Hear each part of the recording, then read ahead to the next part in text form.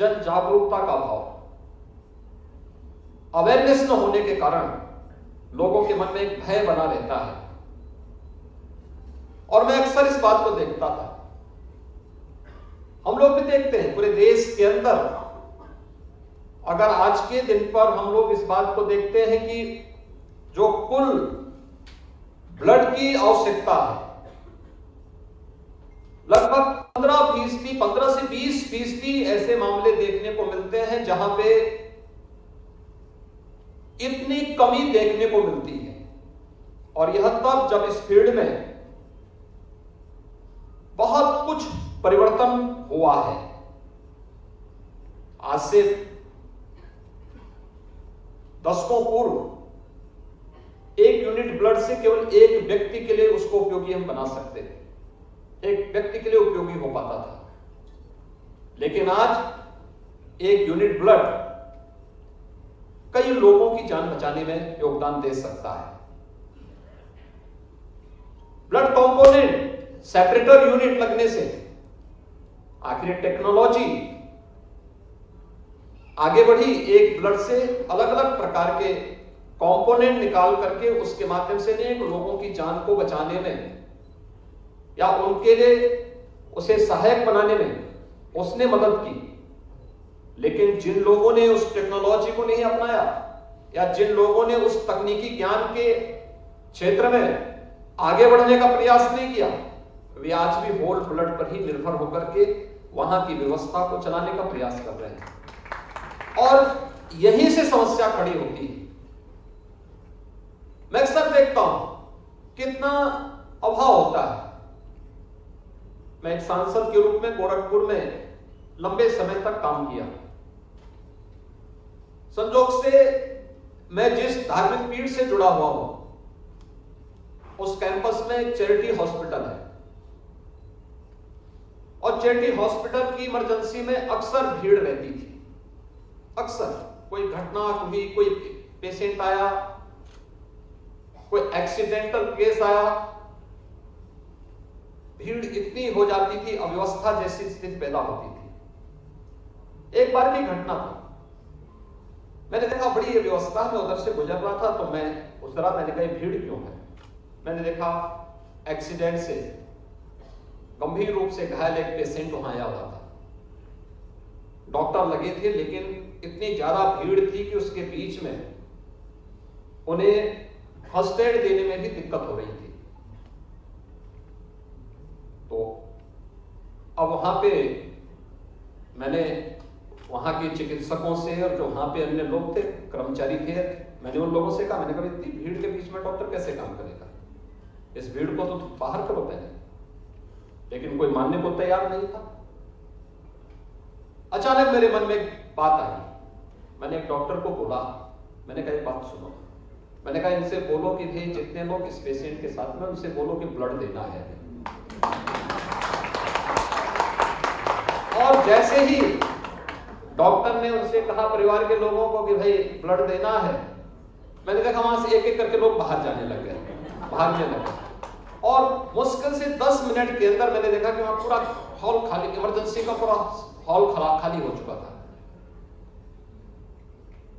तब मेरी समझ में आया कि देखिए, व्यक्ति सामान्यता दिखाने के लिए तो बहुत कुछ बोल देता है कि हम बहुत खास हैं, सब कुछ हैं।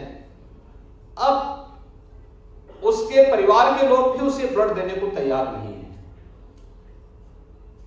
कारण है, हमने ब्लड डोनेशन के बारे में जो जागरूकता पैदा करनी चाहिए थी वह हम नहीं कर पाए। और यही कारण है कि अगर पूरे देश की डिमांड है 1.5 करोड़ यूनिट ब्लड की, तो 20 से 25 लाख यूनिट आज भी देश के अंदर कम पड़ते हुए दिखाई देते हैं, क्योंकि लोगों में जागरूकता का अभाव है। और यहीं से शुरू होता है जब पेशेवर रक्तदाता शोषण करता है, तमाम प्रकार की बीमारियों को ब्लड के साथ देने का काम करता है, और फिर वहीं से समस्याएं खड़ी होती हैं जो इस पवित्र पेशे पर प्रश्न जहां से खड़े होते हैं। इस फील्ड में बहुत प्रगति हुई है और बहुत अच्छा काम भी हुआ है। मैंने तो यहां पे इस सदी की सबसे बड़ी महामारी के दौरान सामान्यतः शासकीय कार्यों से बहुत कठिन होता है कि हम किसी एक विभाग को फोकस करते हुए कार्यक्रमों को आगे बढ़ा सकें, लेकिन कोरोना कालखंड के अंदर जहां पे एक एक व्यक्ति की जान बचाना प्राथमिकता थी, उस दौरान मैं देखता था कि जिस प्रतिबद्धता के साथ चिकित्सकों ने, हेल्थ वर्कर्स ने, जिस प्रतिबद्धता के साथ कार्य किया, वह अत्यंत अभिनंदनीय था। इस फील्ड में क्या कुछ नया हो सकता है, उसको आगे बढ़ाने के लिए, तकनीक का उपयोग करने के लिए कैसे हम कर सकते हैं। मुझे याद है जब कोविड के आने के पहले उत्तर प्रदेश के, यानी लगभग आधा उत्तर प्रदेश ऐसा था जहां पे आईसीयू का एक भी बेड्स नहीं था, लेकिन जब प्रयास किया गया तो उत्तर प्रदेश के सभी जनपदों में हम लोगों को यह सुविधा देने में सफलता प्राप्त हुई। प्रयास किया गया कि भाई हमने बेड्स तो बढ़ा दिए, इसके विशेषज्ञ कहां से आएंगे, पैरामेडिक्स, नर्सिंग स्टाफ या टेक्नीशियन कहां से आएंगे। ट्रेनिंग के कार्यक्रम भी हमारे साथ साथ चले और एक सक्सेसफुल मॉडल हमारा था उस समय, जब हम लोग यहां से प्रदेश से, केजीएमयू से, एसजीपीजीआई के माध्यम से प्रदेश के सभी 75 जनपदों की वर्चुअल आईसीयू का संचालन भी कर रहे थे। विशेषज्ञ वहां था, उसको कोई परेशानी होती थी, यहां से टीम वहां जाती थी, कभी केजीएमयू की, कभी एसजीपीजीआई की, और वहां जाकर के उनको इन सुविधाओं के बारे में बताती थी। उनकी ट्रेनिंग भी साथ साथ चलती थी, लेकिन फिर भी कहीं कोई समस्या होती थी, टीम वहां पहुंच करके, कोविड कालखंड में वहां पहुंच करके बेहतरीन सुविधा देती थी।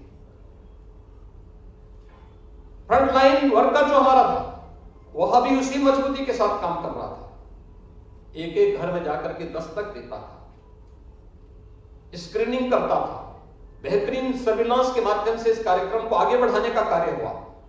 परिणाम रहा कि सबसे बड़ी आबादी का राज्य होने के बावजूद उत्तर प्रदेश